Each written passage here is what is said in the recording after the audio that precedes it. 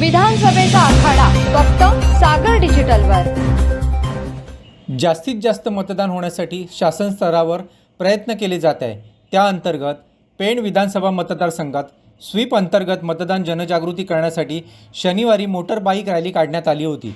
उपविभागीय अधिकारी पेण यांच्या कार्यालयापासून काढण्यात आलेल्या या रॅलीत मतदार जनजागृती करण्यात आली। यावेळी पेण तालुक्यातील सर्व शासकीय निमशासकीय कार्यालयातील अधिकारी कर्मचारी, प्राथमिक माध्यमिक शाळा तसेच महाविद्यालयांमधील शिक्षक शिक्षकेतर कर्मचारी तसेच पत्रकार यांनी उत्स्फूर्त सहभाग घेतला।